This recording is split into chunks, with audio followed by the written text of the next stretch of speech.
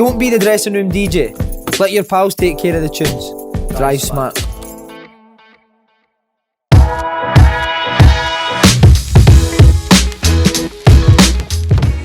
Ian Crocker, what's happening, young man? How you doing? How you doing, mate? You alright? I'm good, mate. How are you? Good. Thanks for having us in your motor. Pleasure. Now, the rule I make on everyone's car is no horsing and carting. You happy with that?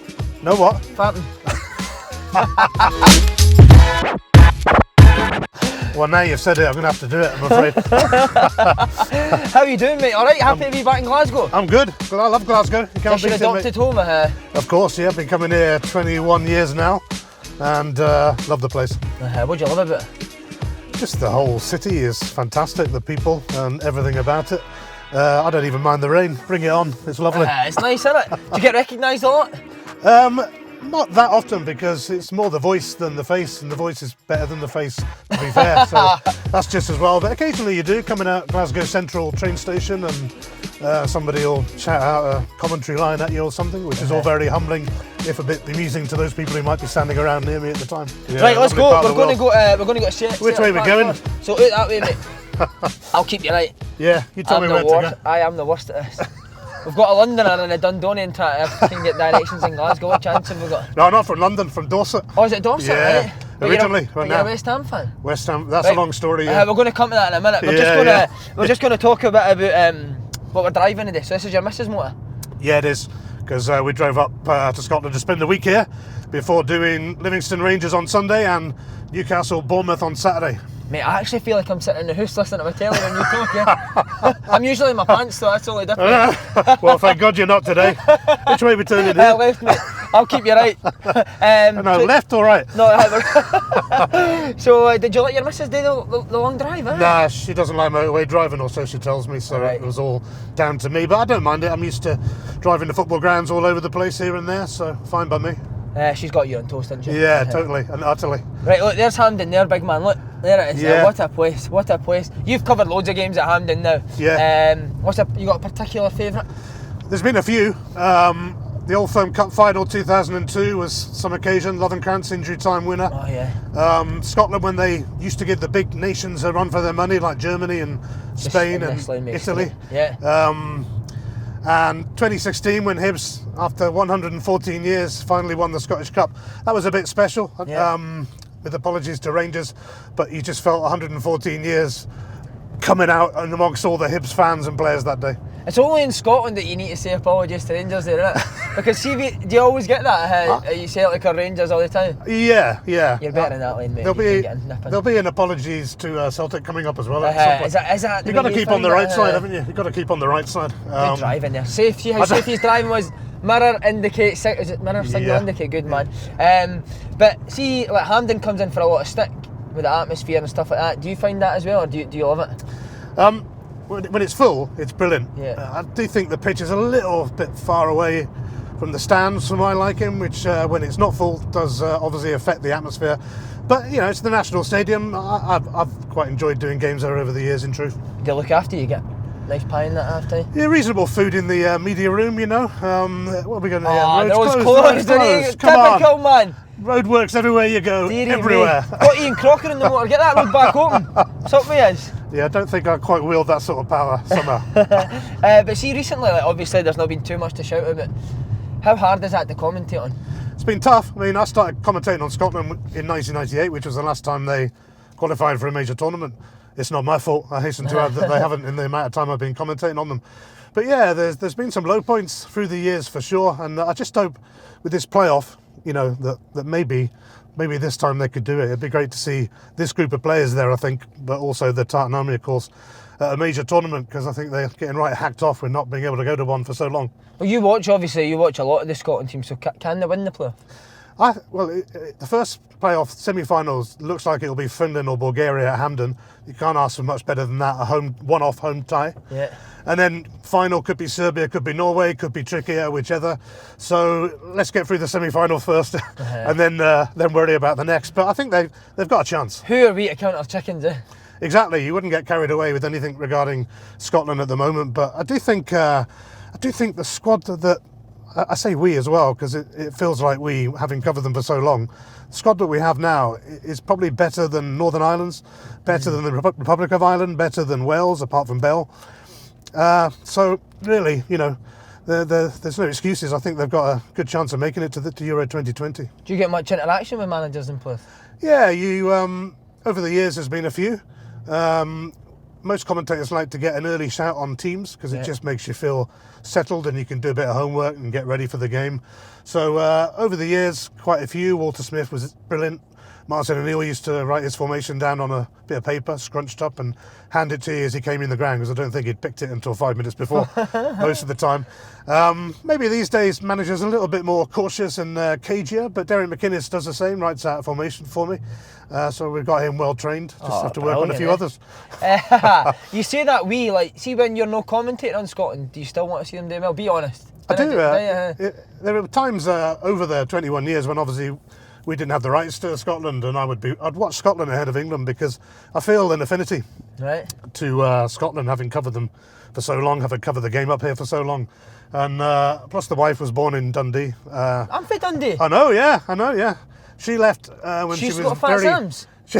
No, good story about me and your wife. I'm kidding. Thankfully, she left when she was a child. Oh, did she? Right, she walked out of her own accord. No, I'm just kidding, Dundee. No, so she was very switched on at a young age to get the fuck out of Dundee. See, like just now as well, we were saying that obviously it's not been great. Is there ever times that you, if somebody does something really bad, do you ever feel like just going, oh, that's pish? Well, we always have a saying that it would be great to do a really honest commentary one day, but I think you'd have to either be about to retire or having just won the lottery to do it. Although if I did win the lottery, I'd still like to carry on commentating, so, you know, it might be the day you retire. But yeah, of course, sometimes you just want to go, you want to say what the fans are thinking, but obviously you have to keep your professional head on and keep it clean and keep it safe. Would you say you are like a voice? Are you essentially a voice for the fans, or is it got to be unbiased? I think when we do Scotland, we're going to get out of this road, by the way. I think when we do Scotland, you can afford to be biased because most of the audience wants Scotland to do well. So yeah, we're a bit pro-Scotland. Obviously, you can't do that at club level, even though some people think we do. So yeah, I think we back Scotland. I wouldn't say we're the voice of the fans because I think the Scotland fans have got a big enough voice of their own. How good is it when Hampden's rocking? Do you remember the best atmosphere? I think remember when Germany came there and Spain and Italy when they were so close to qualifying under Big Eck. Yeah. The place was rocking and just fantastic. It's been quite a while since the Scotland team actually gave one of the big boys a proper run for their money. You know, I'm not saying they beat them all the time, but at least they knew they were in a game. And so yeah, Hampden's great for that when it's full. Obviously. It hasn't been full much lately, so let's hope we can get back to where we were on that front. You never get a beer after that, eh? Oh yeah, we do that. Yeah, or a glass of red wine normally. What did you ever have a beer with somebody like a famous player or that up here?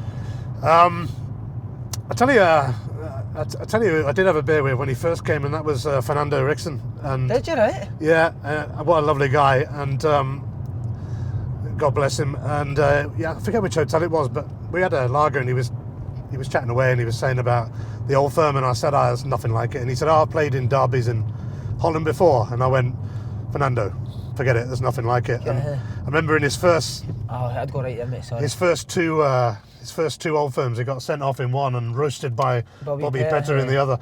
And he came up to me afterwards and went, you were right. And every single time we did Rangers, since we had that beer in the hotel, without fail, he'd always come up, shake hands, say hello, and I thought...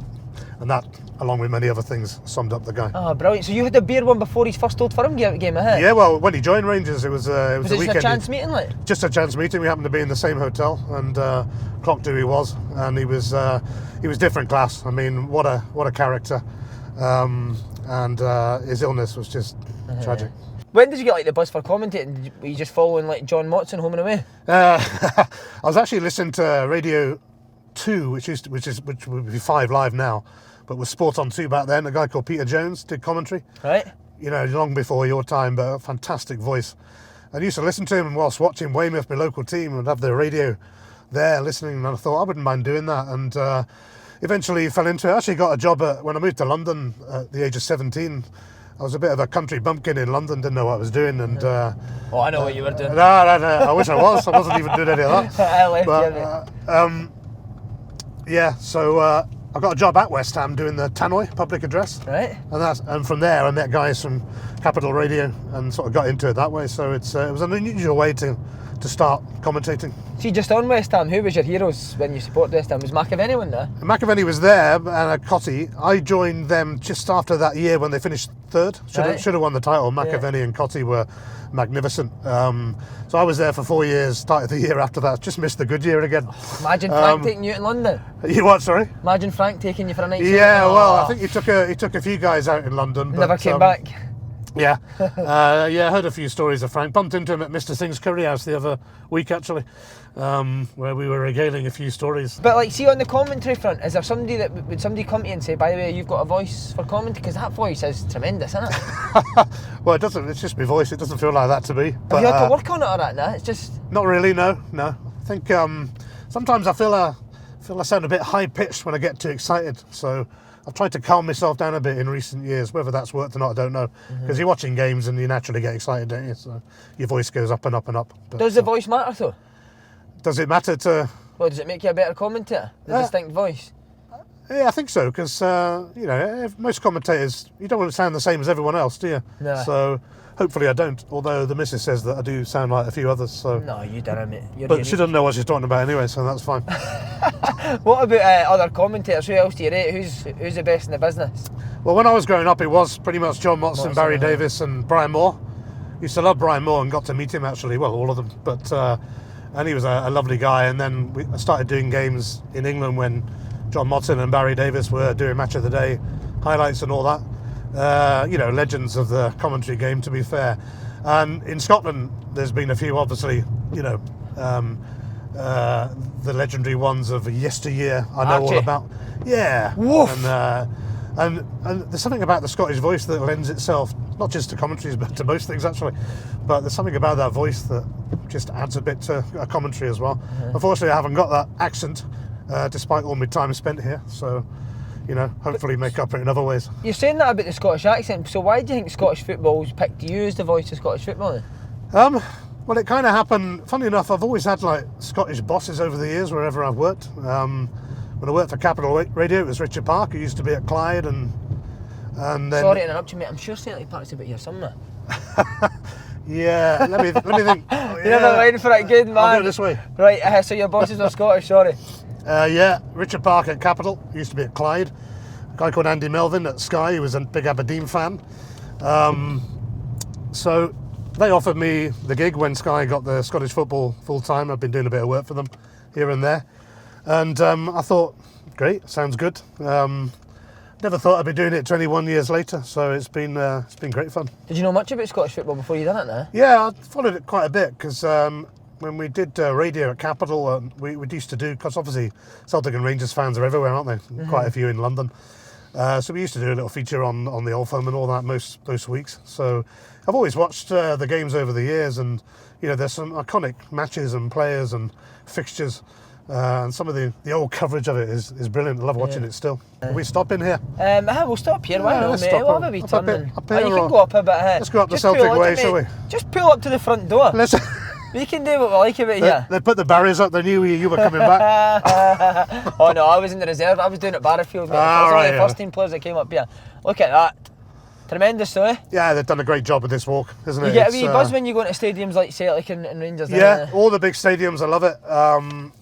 And some of the new builds, in the Premier League, maybe not so quite, lost a little bit of the feel of the old grounds. But Celtic and Rangers, certainly, when you get near them and you see them, yeah, there's always a buzz. And obviously when they're full, fantastic atmospheres. Glasgow does an atmosphere like no one else has proved on Champions League nights over the years. I mean, it's such a shame that the champions don't get automatic entry into the Champions League. Yeah. They should, perhaps we'll get back to that one day, but UEFA must love it when they look at Celtic Park or Ibrox on a European night and see it all kicking off and going mad and noise and everything and pride and passion. Brilliant, that's what it's all about. Isn't it? Are you the same as players? Do you get a wee bit nervous before a game? Not really. I used to before some of the big games like the Old Firm, right. Because it does raise the stakes a bit when you just want to get through a game, making sure you get everything right. and not making a mistake, basically. But also you want to enjoy the occasion and call it right. And if something great happens, you want to come up with a line that hopefully people will remember. It's a bit embarrassing when they remind you of that, but that's what it's all about. We're trying to capture the moment, but it's all down to the players, really. They're the ones that are doing the business. Have you ever made an arse? Yeah, I have. Yeah, I've made a few over the years. Doing this interview. Yeah, that was a good jump to the top of the list, actually. I remember mistaking Barry Ferguson and Nacho Novo in an Old Firm game once, calling the wrong goal scorer, actually. Oh, no. Yeah, that was a bit embarrassing. Not many people seemed to notice it at the time, so I probably shouldn't have mentioned it now. So do you get pulled up for stuff like that? Yeah, your bosses aren't there? I like to think that most of the time we kind of get it right and get it spot on. So I think if you make the odd mistake, like in any line of business or in any job or in life generally, you're going to make the odd mistake about things. And I'd like to think I'm in credit, but I did make my biggest howler was on radio years ago covering Birmingham City, and they had a player called Jonathan Hunt, and I was trying to say Jonathan Hunt. Oh, no. Cuts inside. Had to think about it there. You can probably guess what came out. So I'm one of the few people who've actually said that word on the radio. Brilliant, love that. I reacted in a very professional way by giggling for the next half hour. Oh, I've interviewed a few of them, don't worry about it. Prominent moments at Celtic Park, covering games. The 6-2 game, Martin O'Neill's first Old Firm match, Celtic 3 up in 11 and a half minutes. Fantastic game. Barcelona, obviously, there was something special about that night when a lot of fans in Scotland get to their seat late, I find, later than in most countries. Because they're in the pub, innit? Yeah, exactly. Well, obviously. But that night, it was buzzing from about 7 o'clock, and there was a real feel about the place. And I remember saying to Davy Brothen, there's something about this place tonight. But you're thinking they couldn't possibly go and beat Barcelona. And of course, they did. And is that Tony Watt, yeah? Tony Watt, with the moment of his life, which certainly came early. And, Lenny masterminding a fantastic result against Barcelona. And everyone went on about how much possession Barcelona had. Well, yeah. Who cares about possession? Who cares? They lost 2-1 and that's it. See, when you do that, like you've obviously commentating on Tony Watt scoring that goal, do you feel like you're part of his career? Yeah, yeah. It was, people say as well, do you think up lines in advance of what you're going to say? And sometimes you do, but really, if you do that, it never quite happens the way you think it's going to happen. And I think I said something about he takes his place in Celtic folklore. And this is I think I said this is the stuff of legends, which annoyed me because I think it's legend, isn't it, rather than the S. And it's little things like that commentators pick up about themselves. It doesn't really matter ultimately, but I don't think I should have put the S on the end. So do you see if you've like that's made a bit sad, isn't it? That is very sad, mate. Come on, cut yourself some slack, man. Right. Do you watch it back to see how you've done? Sometimes, but I don't particularly like the sound of my own voice. But on the big games, yes, if you're being honest, you want to make sure you called it right. You want to make sure you hear it. So sometimes they'll play the commentary on Sky Sports News and you hear it about them. But I don't watch games back to the extent that I used to. But I think you always live and learn in this job. And there are some things that you end up saying too often in a commentary. See, I'm being hard on myself again, maybe. Just repeating myself. No, I know what you mean, because I feel like I do that in interviews as well, eh? Yeah, you're right, actually. No, the one that I've got here is when Henrik Larsson scored. That is sensational. Yep. Was that pre-planned there? No, that was not pre-planned, but it was such a wonderful goal. I thought the idea was, as I was often told over the years, keep it simple. So I didn't go overboard on words because I thought the goal kind of spoke for itself. So that is sensational kind of worked, and everyone picked up on it as well. And I was coming out of Glasgow Central the other day after a long train journey, and some lad came up to me and shouted, "That is sensational," at me. I thought after 19 years on, I better come up with a new line soon if they're still remembering that one. But it was a special goal. Henrik did the hard bit. I just came up with 3 words. That's the way I look at it. Maybe the guy was talking about your Barnet, because that is sensational. What's the thinking behind that? Yeah, I know. Well, 54 now, and you're looking well, mate. I've tried it flat, mate, but it doesn't work. I like it. But there was a game we did at Tannadice once, and there was a wee boy about 9 years old, came up to me and said, "Why have you got spiky hair?" I said, "Well, I don't know, I've always just had spiky hair, and that's the way it is." And he went, "You're too old, fella, too old for spiky hair." So I'm getting preached by a 9-year-old in Dundee. Honesty in Dundee is tremendous, isn't it? Right, mate, we're going to shoot over to Ibrox. Righty-ho. The team you supported as a boy. I'm kidding. No, calm down. I'm only joking. Unbiased of Glasgow. Calm down. Of course the you only are. unbiased person in Glasgow. Have you got to rest the voice and all, like a singer now? Not really. Used to get a lot of throat infections years ago, which made it tricky at times. I remember doing a Hearts Celtic game I should never have done because I virtually lost my voice, and it was really gravelly. But commentators are selfish, so you just end up doing the game rather than let someone else do it. And sound a hell of a lot sexier. Yeah, it wasn't even sexy actually. No. And Jan Vennegaard Hesselink scored, and I thought, trust him to score the longest name on the planet. And I can't really say Big Jan, although I felt like it, rather than his whole name. So I said his whole name, and that finished me off. But brilliant. No, thankfully the throat's been in reasonably good order in the past few years. So. Sorry, I just want to go back to Celtic there. I wanted to ask you, you mentioned Martin O'Neill. Would you get a chat with Martin O'Neill and stuff like that before and after games? Martin was a guy that you never really got overly close to, but I got on with him, and he would speak to you. And I mentioned that he'd write his team out on a crumpled piece of paper and hand it over to you just before or just after he'd arrived at the ground. But I think he was so late picking his team because a couple of times he came back out, or John Robertson came out and just made a change on that bit of paper. Rubbed one name out and put another one in, so I think he was changing his team right up to the last minute. Right? We did a Scottish Cup game, Hearts Celtic, and we were staying in the Marriott by Edinburgh Airport, and Celtic were there as well. And I was the only one around from Sky, and I sat and had a couple of glasses of wine with him for a couple of hours, which is the longest I've spent in his company. And he was absolutely fascinating. What a guy, what a character. And I would have liked to have got closer, but I don't think he was, I don't think he was that sort of person. But if you did get some quality time with him, you certainly remembered him. Some guy. What was it? His Brian Clough stories, isn't that? Yeah, a few of that, a bit of everything. We just chewed the fat about so much, quite mostly about Scottish football at the time and everything. And he was on tip-top form, and but on a match day, Martin was a different character, which showed in the way his teams played and with what he won as well. He walked past you on a match day, and it was like you weren't there. And I don't think he was doing deliberately. He might have been. Yeah. No, because I think he'd done that to the players as well. There was days that he just walked by. Just in that zone, wasn't he? He was like that, just in that zone where you didn't even bother speaking to him. Yeah. But I remember he walked up to me. I didn't know he was coming. He walked up from behind at one game and gave me the old back and knees job that made me nearly fall over. Did he, Martin O'Neill? Yeah, called me a fat bastard and then walked off. But he'd already won the title by then, so that was a rare look at a relaxed Martin on a match day. It was good. Boredom can creep into long journeys travelling to grounds. How important is it not to be distracted by looking at your phone or messing about with the music? Very important, yeah. I mean, not something I ever do. I do see people doing it on the many journeys that I make, and it's, you're never going to be in control of your car, are you? And you can see it with people, they're like wobbling and all that. So it's easy to do it in this day and age, but not something I've ever particularly entertained. Right, we're en route to Ibrox.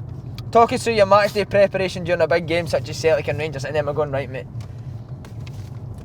Yeah. Good. Yeah, red light, always stop at them. Yeah, good man. Match day preparation, if it's a 12:30 game, which it often is in Scotland, or 12ish, always up early on a match day, always up about 7, buzzing, ready for the game. Yeah, a bit of scrambled egg on. What about, night before bed early? Yeah, a couple of glasses of red maybe. And scrambled egg and mushrooms on toast. Oh, lovely. If you stay in a hotel, you can't have a fry up all the time, can you? Well, you could, actually, and I look like I do, but I don't. I wasn't going to say it. I stick to the scrambled egg and mushrooms, and then I've always got my clipboard on me with all the information, and you have to think about what you're going to write for team news, which is one of the few things you do script when the teams come up in formation, and you have to think generally about what might happen in the game, but you can't think too deeply about that because basically you're out living for 90 minutes, you haven't got a clue what's going to happen, so you take it as it comes. But it's basically getting your head clear. You're a bit like footballers really, but probably without the couple of glasses of red wine the night before. I do that as well. Maybe not. What about the derby? How does it compare to others that you've done? It's the one. There's nothing quite like it. Absolutely unique sporting occasion. Yes, it comes with a bit of baggage sometimes, too much, but as a contest and as a game and as an event, it's just breathtaking to do. I've done almost 60 of them now, and I can't remember a bad one. The first one I did, funnily enough, please, mate. First one I did was a 0-0 draw back in '98. You had a jinx, man. Ibrox. There haven't been many 0-0 since then, because there's nearly always something happening. And just love the games, love the occasion, and great to commentate on. But you got to be I always feel quite tired afterwards because you're so focused and concentrated on the game, and there's so much going on. A bit harder if you're the referee, I suppose. But that's what I was going to say. Obviously, I ask players this that play in the game, like, can you actually enjoy it? and they say no. No. But can you enjoy it as a commentator? I enjoy it, yeah, because it's one of the best games you could do, and I've been extremely fortunate to be able to do almost 60 of them, hopefully a few more to come.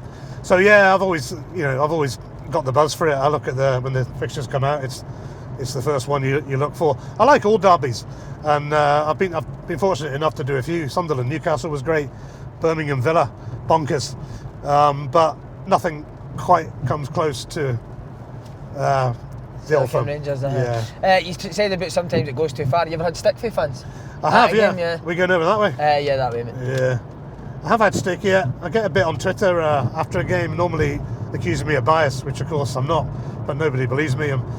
Celtic have been winning most of the games lately, so generally it's the Rangers fans who give it, you're a Celtic fan and all that. But coming from a little village in Dorset called Sutton Point, there weren't many Rangers or Celtic fans around back in the day when I was growing up. So I genuinely am a neutral in Glasgow, even though no one will probably still believe me now. Does that blow your mind that it's like that here? Not really, because people tell it as it is, and I like that. I'd rather it was that way. It goes with the territory for me. Sometimes it can get a bit angry and a bit unnecessary, and you can get all sorts of names. But listen, it doesn't bother me one bit. You say you've had it on Twitter, but I mean, have you actually had it at grounds? Yes. Yeah, you can be walking past and you get a bit of dog's abuse, but listen, it's part of the fun. I don't get as much as the Cocoms, Andy Walker. That's what I was going to say. So Andy, David Proven, but what's the worst you've heard them get? I don't think I could repeat it here, but they get a fair bit of stick. But the best one that I got was Rangers fans at Aberdeen a few years back. Right. Started singing "You're Just a Fat Harry Potter" at me, which at least was original and better than the usual stuff that you're going to hear. And do you mind it now? Nah, that made me laugh. I gave them the thumbs up, and a few of them waved back, shall we say. Here it is, there, mate, the sign for Ibrox. I know, yeah, it made it easy. So yeah, he did get a bit of stick, but listen, I've never been one to let it bother me. It's part of the territory, and in many ways it's part of the fun. Sometimes when it goes a bit more than banter, you do worry about it. I think there was a death threat online somewhere a few years ago, but sorry about that, mate. that all calmed down, and yeah, so listen, part of the territory for me, and as long as people generally don't overstep the mark, then it's long may it continue. Imagine me and you on Cocoms. That'd be brilliant. I don't think I'd be getting a word in, to be fair, would I? Mate, I would love that, man. Is it an ambition of yours? I don't know. Yeah. Now that I've met you, it is, isn't it? You want to do it? Can I sit on your knee? Does Andy Walker ever try and sit on your knee? No, he never does. I tell you what did make me laugh years ago when we were doing Scotland. I think it was San Marino or Estonia or one of those nations. We're at Hampden and we're trying to get a formation out of, say it was San Marino, for example. Up to the left here, big and David Proven says, right, I'm just going to go and ask the manager. So, look at that. We'll go right, actually. Sorry, mate. Yeah, I was wondering where you were going. No, I was lost for a minute there. Did you not want to go there, or? No. It doesn't bother me, mate. So, Proven marches up to this manager, San Marino, puts a bit of paper in front of him with a pen and says, formation. Did he? And the guy thought that he wanted his autograph. And he signed his autograph. And I'll never forget the look on David Proven's face, because I don't think he spent his whole life wanting the autograph from the manager of San Marino, whoever it was, somehow. So it was just fantastic. Shall we pull in here? There you go, big man. We'll get my lunch. Famous old iconic arena. What'd you fancy? Look at them. Wee burger? Probably. Jumbo sausage. What we saying? Lovely stadium, isn't it? Fantastic. Like Celtic Park, even those gates there. I mean, there's something iconic about them, isn't there? And they're just the gates, but something iconic about them, and the history of the place and just the way it's built. I mean, the two Glasgow club grounds. When you walk into them, I still, after 21 years of working in Glasgow, it still gives me a buzz, and I think, wow, you look around. What I do is, we get here quite early on a match day as well, so we'd be here probably 3 hours before kick-off. I will walk in, have a little walk around the ground, it's funny how an empty ground can have an atmosphere. Wow. And these two have, Celtic Park, Ibrox, partly because you know what's coming a couple of hours later as well. But you just walk around, there's a proper football feel to these places. It's hard to put into words, which I should be able to do. But yeah, no, fantastic, iconic arenas. So where was your season ticket before you started commentating? It was at Weymouth. I'm only winding you up, big man. Long way down on the south coast. You've said your favourite Celtic memories at Celtic Park. What about Rangers? Captivating moments. Rangers, a good few European nights here as well, back in the day. A few more coming back now. I remember some Old Firm games. There was one where I think they beat Celtic 4-2. Gabriel Amato Yeah, remember him? scored, yeah, great celebration as well. Was it not that or somebody done it? Yeah, it was that fantastic celebration, and the place was jumping that day. There's been so many at these grounds over the years that it's hard to pinpoint. There's probably more that I can remember, so I can't actually come up with one major one. Right, okay. What in terms of managers here? Obviously, mentioned Martin O'Neill. Much dealings with Walter Smith? Yeah, a lot of dealings with Walter. How is he? Walter was just outstanding for me. As soon as we met, we hit it off. I think he's like that with a lot of people. But when you're asking a manager for their team, maybe the night before or the morning of the game, just to give you a head start, some of them can be a bit cautious. But Walter was never like that. Used to ring him at 8:30 on a Sunday morning, and we'd still be chatting half an hour later, chewing the fat. Really, right? He'd give you the team. There was a trust and respect that. Craig Brown was the same actually when he was at Scotland. They just totally trusted you, like you're ever going to go into the opponent's dressing room anyway and go, hey, I've got their team if you want to. But no, he just trusted you and respected you, and obviously with his career he had in football, he was always worth the listen as well, and just a great guy to deal with, and totally trusting. See, when somebody's that good to you, do you find it hard to criticise them on commentary? No, not at all, because I think they respect you more if you had to say something bad. Yeah. They respect you more. We like to call it as it is. That's the plan. Hopefully we get it right most of the time. But no, I would never do any favours to anyone, because if something's got to be said, it's got to be said. And I think, these are straightforward guys who've been there, seen it, done it. I think they'd appreciate that as well, that if we had to criticise, then we would. Love that for you. And nobody's really ever had a problem. One or two maybe. That was my next question. Have you ever been pulled by a manager? Yeah, I fell out with Gordon Strachan once. I like wee Gordon now. You're not the only one. I'd have been disappointed if I hadn't, to be fair. It was a Celtic game at Hibs where they were 2-0 down, and it was Tony Mowbray's Hibs team. Right. And they were playing Celtic off the park, although Celtic actually got 2 late goals and a 2-2 draw. But when Hibs scored their second to go 2-0 up, I said that Gordon's Celtic could be well and truly put in their place. And he took great exception to that, and left me a message on the Monday morning on my phone asking to ring me, which I did, but we kept missing each other's calls. He'd obviously calmed down a bit by then. But we didn't have a Celtic game for about 3 weeks, but I knew the wee man wouldn't have forgotten. So when I saw him, he came up and he was having a pop about it. And I said, he said he felt it was disrespectful. And I said, I don't think it was. Hibs were playing magnificent football. And anyway, you got a 2-2 draw out of it.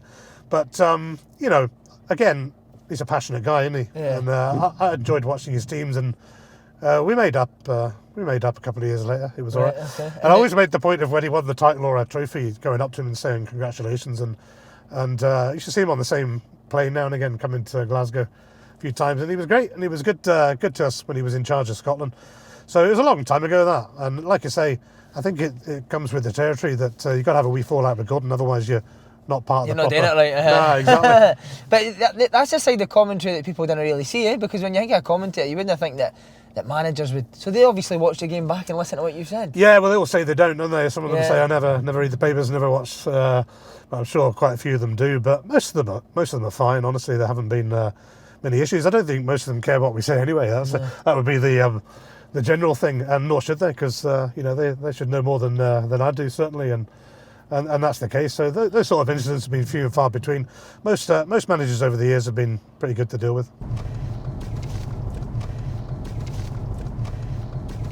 The festive period, do you enjoy that time of year with the amount of games on? Or I do, yeah. I love right? it. I love it. Yeah, I love. Straight over. I think it is the traditional time of year where you get a lot of games going on, and that doesn't bother me, to be fair. I like it. The family get used to it, and I think we got the Edinburgh Derby on Boxing Day this year, so that'll be a good crack. 12:30 game. We're going to talk about the Edinburgh Derby in a minute as well, but see the family and the missus, do they watch games specifically to listen to you?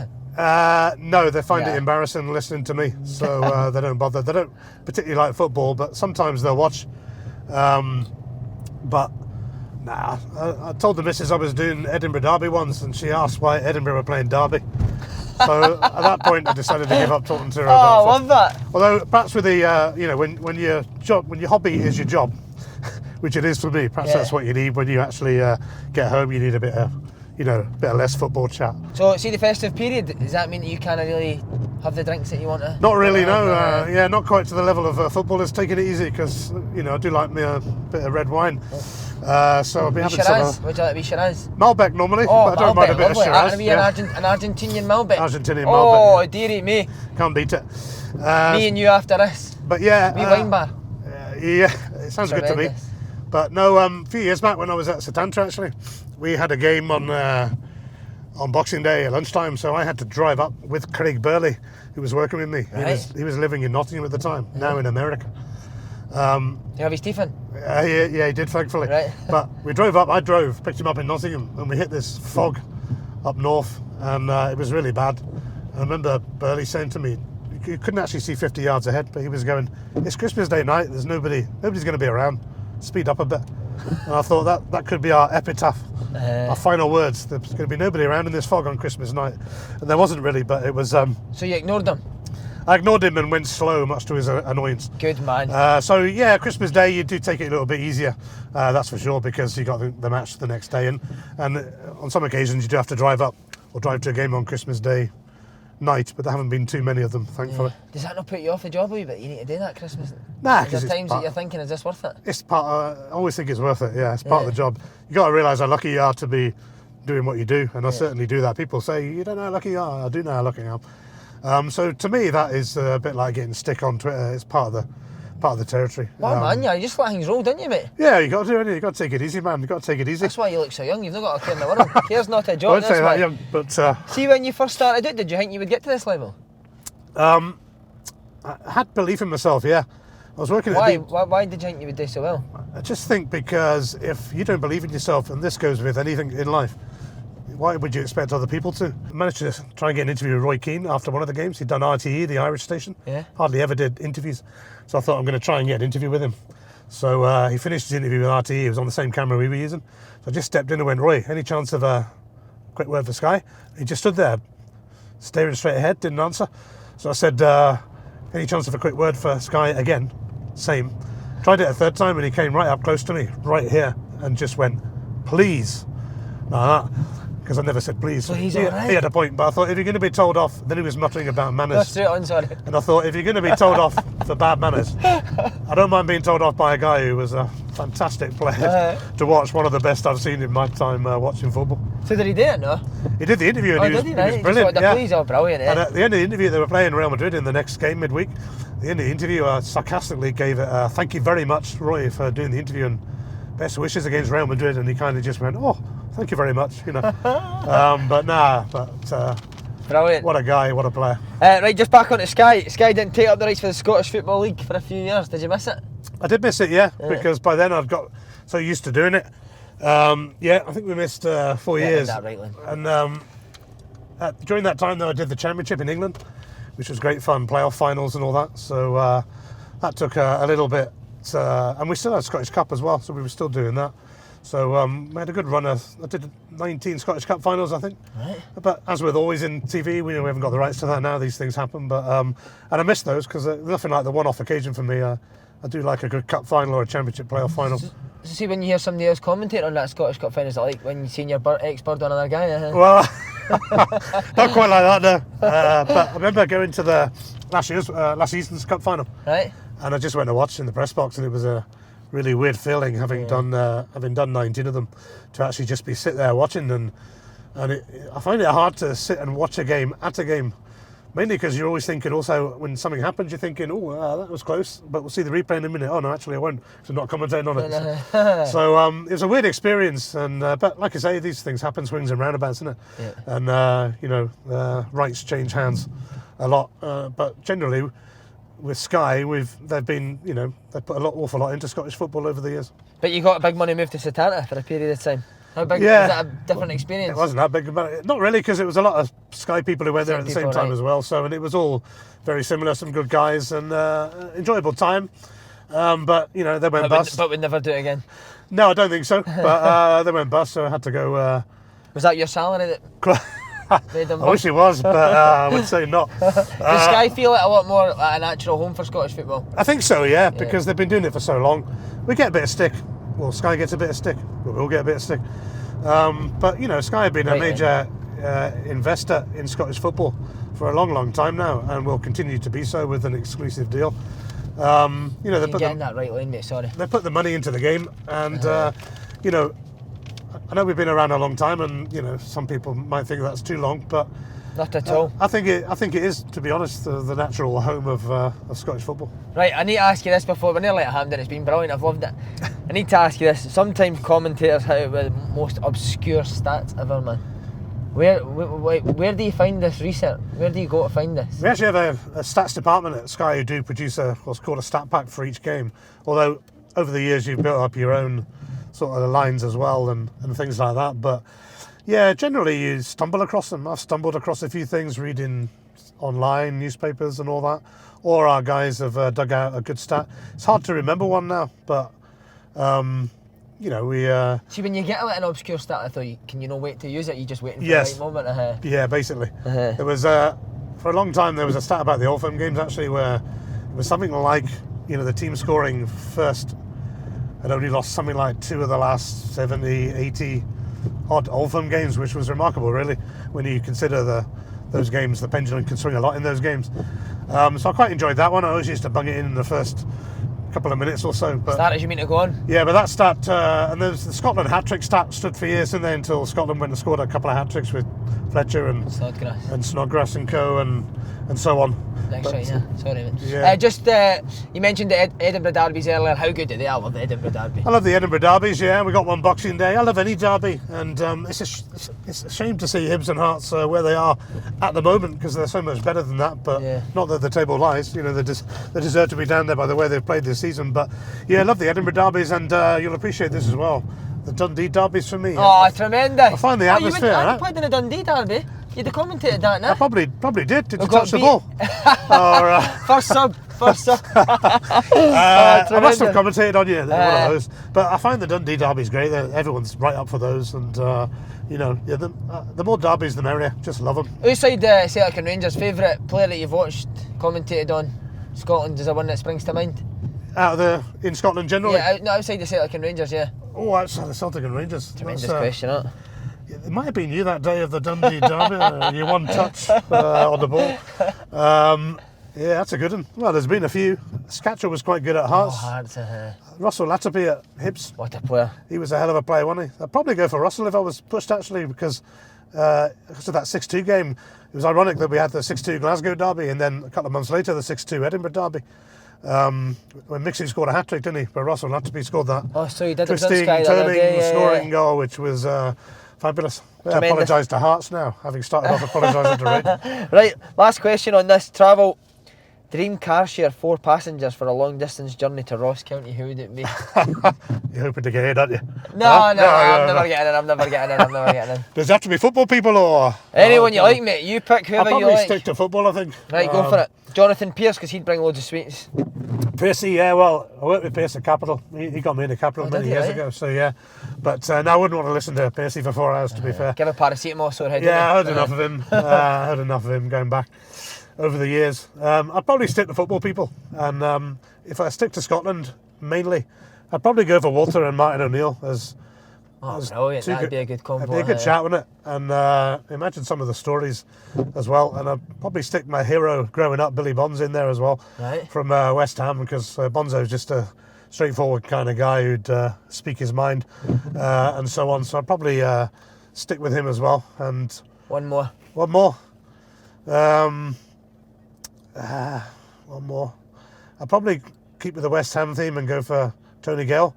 Right. Gailey's one of the funniest men in football. He's on Sky Sports, Tony Gale. He's good. Yeah, he's one of the funniest guys. He tells he got sent off in the FA Cup semi-final by Keith Hackett. Remember the referee? Yeah.